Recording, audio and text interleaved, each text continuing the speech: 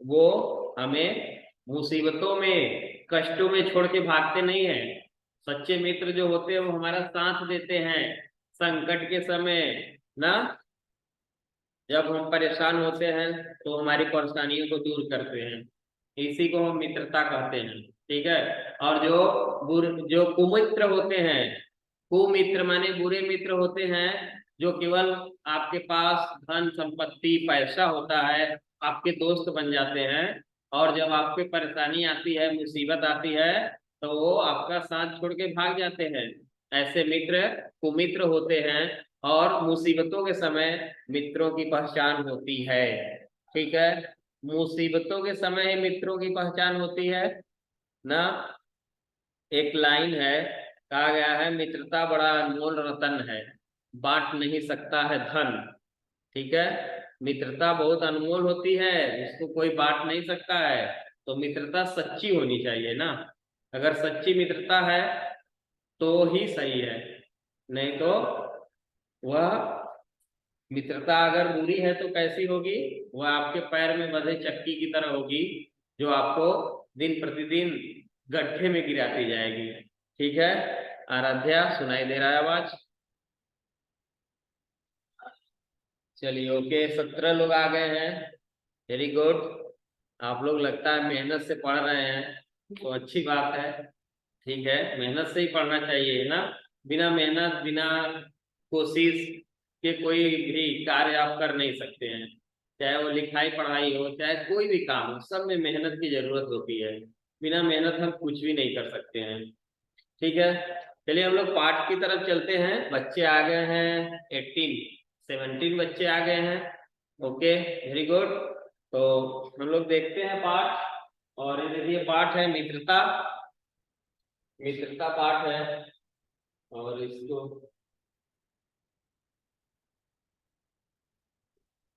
तो देखिए, यहाँ पे सभी बच्चे, सुंदर वन में आम का एक पुराना पेड़ था। ठीक है। सुंदर वन में आम का एक पुराना पेड़ था। अब आपको ये बताना है कि जो आम का एक पुराना पेड़ था, यह वाक्य कौन सा काल है। इस वाक्य में कौन सा काल है। सुंदर वन में आम का एक पुराना पेड़ था। आपको बताना है कि इसमें कौन सा काल है। मैसेज करके बच्चे रिप्लाई करेंगे, कौन सा काल है। सुंदर वन में आम का एक पुराना पेड़ था। आप लोग मैसेज करिए, इसमें कौन सा काल है। जल्दी बताइए, देखते हैं कौन रिप्लाई देता है पहले। सुंदर वन में कौन सा काल बताना है, आपको काल बताना है। काल। काल मैंने आप लोग को बताया था क्लास में।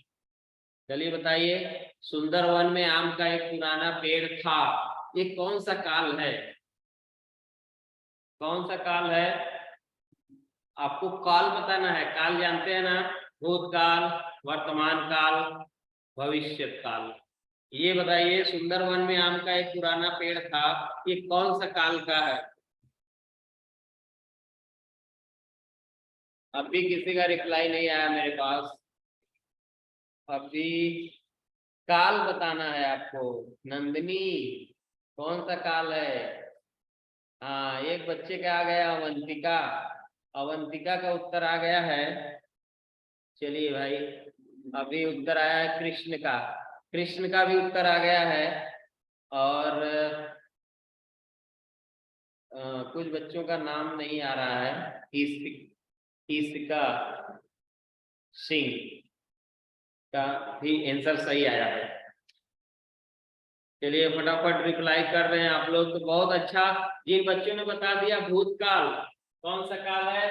देखिए, था थे थी, जहाँ था थे थी आ जाए, समय बीता हुआ मालूम हो, वो भूतकाल होता है। कौन सा काल होता है। भूतकाल। ठीक है। भूतकाल, ये भूतकाल है। ठीक है। भूतकाल। ओके। चलिए।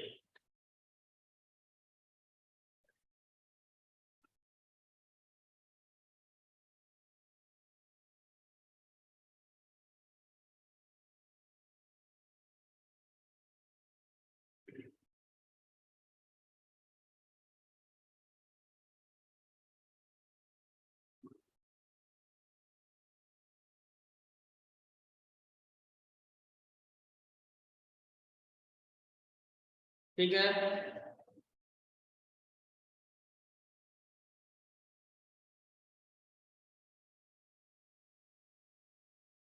तो सुंदर वन में आम का एक पुराना पेड़ था। उस पेड़ पर सलोनी कोयल का एक घोंसला था। किसका घोंसला था? सलोनी कोयल। ठीक है, सलोनी कोयल का एक घोंसला था। और जब आम के पेड़ पर फल लगते तो सलोनी मीठे स्वर में गाती।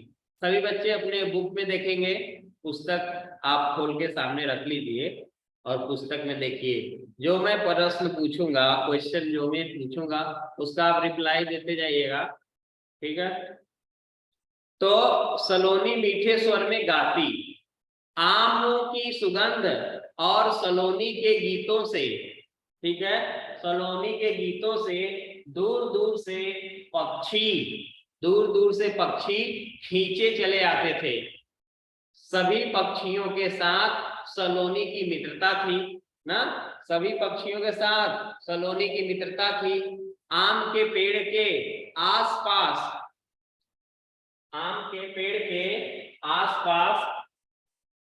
हरी घास और झाड़ियां थी। एक हिरन वहां घास चरने आता था। ठीक है, उसका नाम हीरक था। क्या नाम था उसका? हीरक। ठीक है, जो हिरन था उसका नाम क्या था? हीरक था। ठीक है, हिरन का नाम हीरक था। सलोनी उसे मीठे मीठे आम देती। ठीक है, मीठे मीठे आम देती। हिरन भी उसे अपनी पीठ पर बिठाकर सुंदर वन में घुमाता।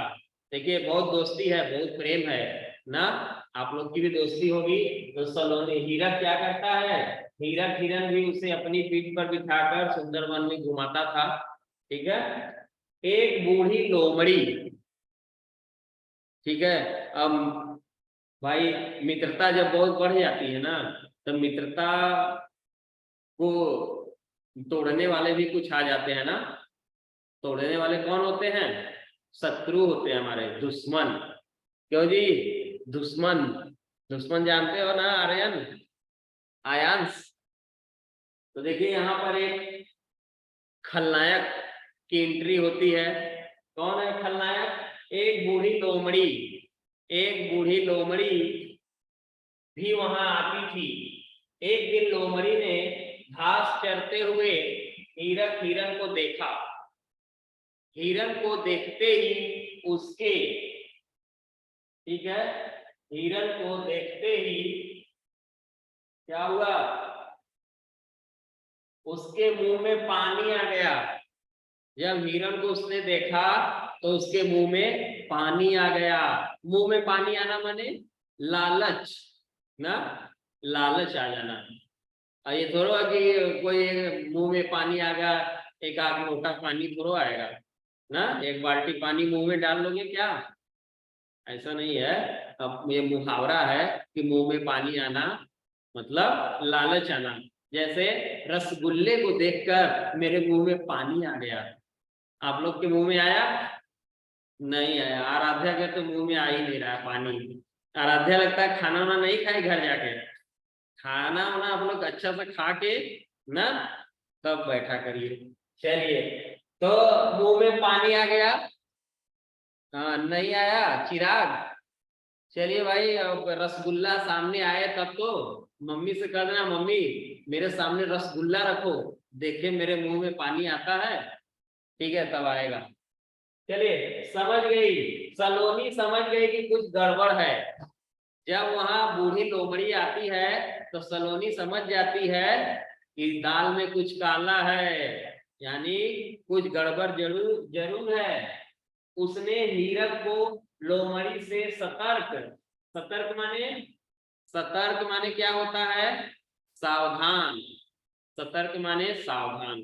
सतर्क रहने की सलाह दी। ठीक है, सतर्क रहने की सलाह दी। और हीरक स्वयं भी लोमड़ी से सतर्क रहता था। ठीक है, जो हीरक है वह स्वयं भी लोमड़ी से क्या रहता था, सावधान रहता था कि भाई वो लोमड़ी जाति का है ना, वो लोग तो शिकारी होते हैं, कभी भी हमको खा जा सकता है। तो एक दिन लोमड़ी ने हीरक से कहा, एक दिन लोमड़ी ने हीरक से कहा, मुझे हरी घास के एक मैदान का पता है ना। क्या कहता है कि मुझे हरी घास का एक मैदान पता है ना, मैदान का पता है, मैं वहां जाती हूँ। लोमड़ी सोच रही है कि मैं इसको कैसे अपने जाल में फंसाऊं ना। तो फंसाने के लिए क्या कहती है कि मुझे एक घास का मैदान पता है, तुम वहां चलो, बहुत अच्छे अच्छे घास है, खा लेना। अब मैं वहां जाती हूँ, तुम भी मेरे साथ चला करो, ठीक है। नहीं नहीं, हीरक ने घबराते हुए कहा। हीरक घबरा गया, नहीं नहीं नहीं, मैं तो नहीं जाऊंगा वहां, तुम तो वैसे भी खतरनाक, ठीक है। हीरक घबरा गया, घबराते हुए कहा, मुझ ठीक है कि मैं नहीं नहीं नहीं, मुझसे डरते हो। लोमड़ी ने क्या कहा, मुझसे डरते हो, मैं बूढ़ी हूं, मैं तो बूढ़ी हो गई हूं, ठीक है, मैं बूढ़ी हो गई हूं और मेरे दांत मांस नहीं चबा सकते, मैं तो बूढ़ी हो गई हूं, मेरे दांत मांस तो नहीं खा सकते हैं, मेरे सब दांत टूट गए हैं, ठीक है, इसलिए मांस नहीं चबा सकते, इसलिए घास फूस ही खाती हूँ। इसलिए मैं भी क्या खाती हूँ, घास फूस भी खाती हूँ। लोमड़ी ने हीरक को समझाने की कोशिश की। अब लोमड़ी जो है हीरक को अपने बातों में फंसाना चाह रही है कि कैसे इसको बहला फुसला कर फंसा कर अपना काम निकाल लूं, इसको ले चलो वहां पर, ठीक है। हीरक को लोमड़ी पर विश्वास हो गया। अब धीरे धीरे हीरक क्या करता है, लोमड़ी पे विश्वास कर लेता है कि ये सही कह रहा है। वह लोमड़ी के साथ हरी घास के मैदान ना, हरी घास के मैदान तक जाता है और खूब मजे से घास खाता है। अब लोमड़ी की बातों में आ गया और धीरे धीरे वो डेली जाने लगा, अब खूब आराम से घास खाने लगा, ठीक है। जो अविश्वासी मित्र होते हैं वो क्या करते हैं, पहले वो आपको अपनी मीठी मीठी बातों में फंसाएंगे, ठीक है, आप उनके बातों में आ गए तो समझ जाइएगा क्या होगा। अब ये यही काम क्या करता है, यही काम ये लोमड़ी भी करती है, उसको फंसाई, ठीक है।